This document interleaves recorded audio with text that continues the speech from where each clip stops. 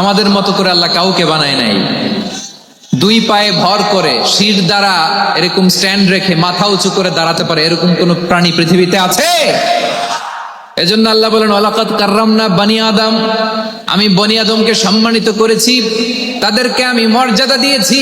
তাদেরকে আমি যত মর্যাদা দিয়েছি আমার কোন সৃষ্টিকে এত মর্যাদা দেই নাই। পড়েন সুবহানাল্লাহ।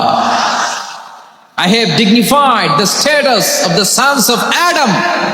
আদমের সব সন্তানের মর্যাদা আমি বাড়িয়েছি। আল্লাহ এখানে বলেননি ওয়ালাকাদ কাররামনাল মুমিনিন, আমি মুমিনের মর্যাদা বাড়িয়েছি, বলেছেন? আল্লাহ এখানে বলেন নাই ওয়ালাকাদ কাররামনাল মুসলিমিন, আমি মুসলিমের মর্যাদা বাড়িয়েছি। আল্লাহ বলেছেন ওয়ালাকাদ কাররামনা বানি আদম, আমি বনি আদমের সম্মান বাড়িয়েছি, হোক সে মুমিন কিংবা কাফের, মুসলিম কিংবা মুশরিক, আস্তিক কিংবা নাস্তিক, আরব কিংবা অনারব, যেই হোক না কেন আদম সন্তান সবগুলার মর্যাদা বাড়ায় দিয়েছে কে? সবার মর্যাদা আল্লাহ বাড়িয়েছে। মানুষ হিসেবে মর্যাদা। বিশ্বনবী সাল্লাল্লাহু আলাইহি ওয়াসাল্লাম ইহুদির লাশ দেখে দাঁড়িয়ে গেলেন। কার লাশ?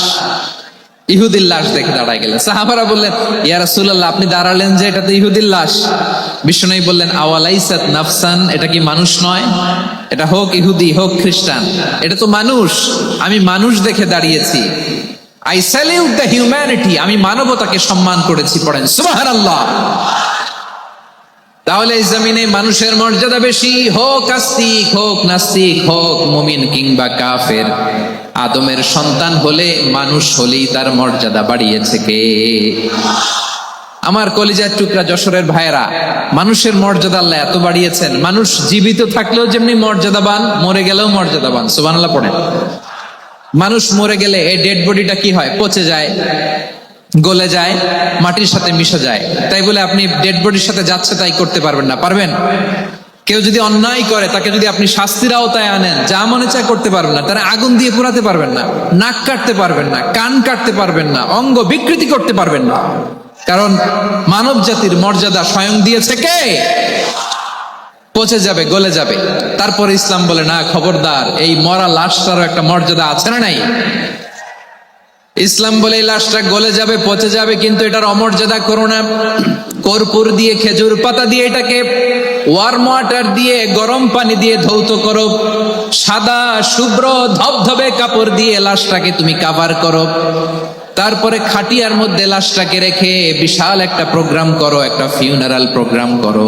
ওই প্রোগ্রামের ডানে বায়ে পেছনে লাশটারে রাখলে হবে না, প্রোগ্রামের একেবারে সামনটাতে তুমি লাশটাকে রাখো। সুবহানাল্লাহ। একটা ফিউনারাল প্রোগ্রাম করতে হবে, তাকে শেষ বিদায় জানাতে হবে, যেটাকে আমরা জানাজা বলি। কি বলি? জানাজা মানে মাইয়িতের জন্য দোয়া, তার জন্য দোয়া করা হয়। তাকে একটা সিস্টেমেটিক অর্ডারে কবরে রাখা হয়, সুন্দরভাবে সেটাকে কবরস্থ করা হয়, মাটি দেয়া হয়, পানি দেয়া হয়। তার মানে মরে গেলেও মানুষের সম্মান বাড়ায় দিয়েছে কে? এজন্য আল্লাহ বললেন ওয়ালাকাদ কাররামনা বানি আদম, বনি আদমের সম্মান মর্যাদা আমি আল্লাহ বাড়িয়ে দিয়েছি। মানুষের সম্মানে তুমি কখনো আঘাত করো না, ঠিক কিনা? তাহলে ভাই, প্রথম মেসেজ হচ্ছে, the first and foremost message tonight to the people of Jessore. Allah বলেন I have dignified the status of son of Adam, আমি বনি আদম সবার মর্যাদা বাড়িয়ে দিয়েছি। হোক আস্তিক নাস্তিক, হোক কাফের কিংবা মুশরিক, তার মর্যাদা বাড়াই দিছে কে? যখন বন্যা হয় আমরা ত্রাণ নিয়ে যাই, আমরা শুধু মুসলমানদেরকে ত্রাণ দেই নাকি? হ্যাঁ, আমরা মুসলমানকেও দেই, অমুসলমানকেও দেই, হিন্দুকেও দেই, বৌদ্ধকেও দেই। যেখানেই মানবতা বিপন্ন সেখানে ইসলামের হেল্পিং হ্যান্ড আছে না নাই? সুবহানাল্লাহ। কি দিন আমরা পেয়েছি, কি বিধান আমরা পেয়েছি। ওয়ালাকাদ কাররামনা বানি আদম, আমি বনি আদমকে সম্মানিত করেছি। এরপর আল্লাহ বললেন ওয়া হামালনাহুম ফিল বাররি ওয়াল বাহর, মানুষকে স্থলে এবং সমুদ্রে চলাচলের বাহন আমি দিয়েছি। স্থলে কিভাবে চলবে, জলে কিভাবে চলবে, এই বাহনের ব্যবস্থা করেছে কে? সেন্ট্রাল থেকে, সেন্ট্রালি যে ইনস্ট্রাকশন আসবে সেই ইনস্ট্রাকশনের এক চুল আমরা ডানে বায়ে যাব না। এইটা গণজাগরণের জন্য এইটা দরকার, ইসলামী বিপ্লবের জন্য এইটা দরকার। আমি চলাচলের যানবাহনের ব্যবস্থা করেছি।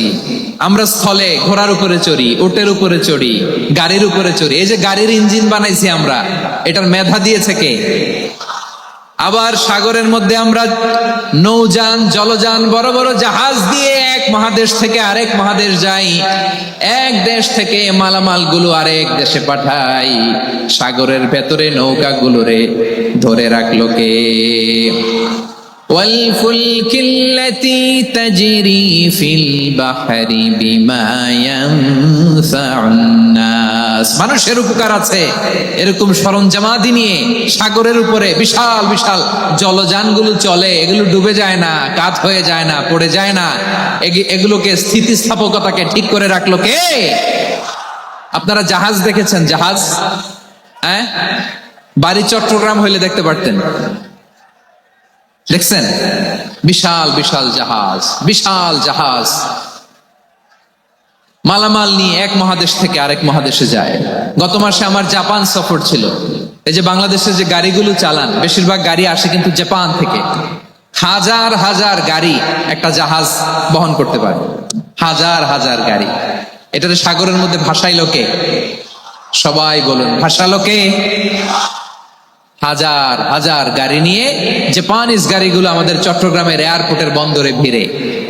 যুক্তরাষ্ট্রে আমি দেখেছি বিশাল বিশাল জাহাজ। আপনারা টাইটানিক জাহাজের নাম শুনেছেন? টাইটানিকেরও 8 গুণ 10 গুণ বড়। সুবহানাল্লাহ কইবেন না? টাইটানিক জাহাজের 8 গুণ 10 গুণ বড় একটা জাহাজ আছে, আইকন অফ দ্য সি। আমি দেখে এসেছি। রয়্যাল ক্যারিবিয়ান দেখে এসেছি। সাগরের সামনে জেটিতে যখন দাঁড়ালাম, জাহাজটা যখন যায়, আমার মনে হচ্ছে একটা শহর, গোটা শহর, the entire city is floating on the water. পুরো একটা শহর মনে হয় পানির উপর দিয়ে ভেসে যাচ্ছে। পড়েন সুবহানাল্লাহ। এই যে আইকন অফ দ্য সি, এই ক্রুজ, এই জাহাজটা, এটার ভিতরে স্টেডিয়াম আছে। কিসের ভিতরে স্টেডিয়াম? কথা বুঝে নাই বোধহয়। স্টেডিয়াম কিসের ভিতর?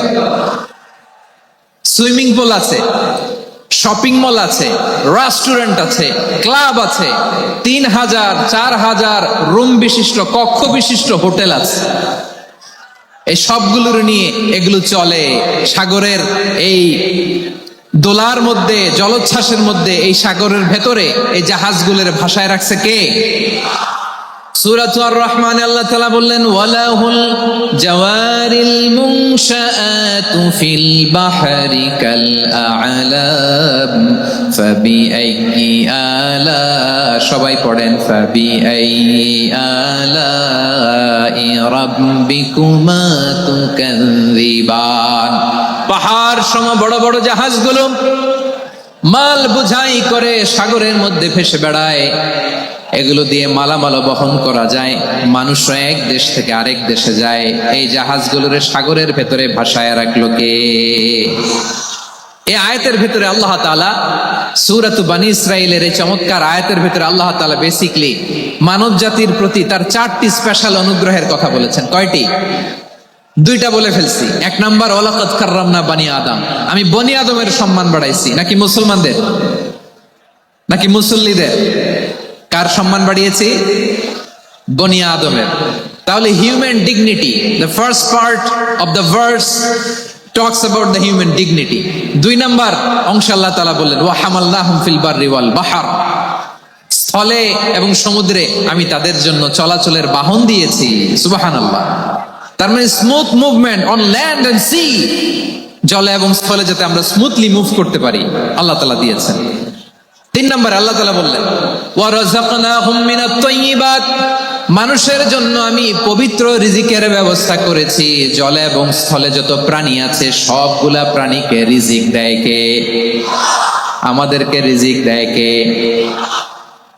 সাগরের মাছগুলোকে, বড় বড় তিমি মাছগুলোরে রিজিক দেয় কে?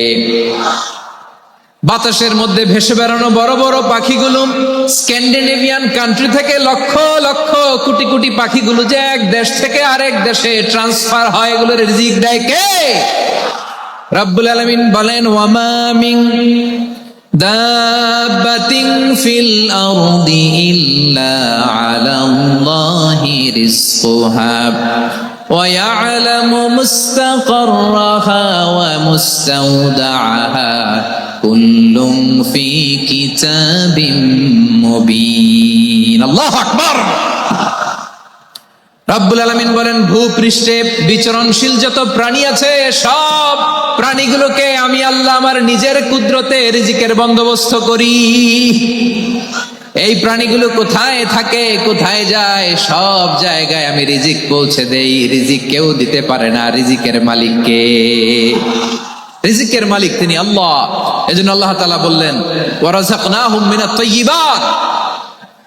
এরপরে আল্লাহ বললেন, ওয়াফাদ্দালনাহুম আলা কাসীরিম মিম্মান খালাকনা তাফদীলা। আমি যত প্রাণী সৃষ্টি করেছি সকল প্রাণীর মধ্যে মানুষের মর্যাদা শ্রেষ্ঠত্ব আমি দিয়েছি। সুবহানাল্লাহ পড়েন। তাহলে এক নম্বরে আল্লাহ বললেন আমি বনি আদমের মর্যাদা বাড়ালাম। এরপরে বললেন স্থলে এবং সমুদ্রে চলাচলের জন্য যানবাহন দিলাম।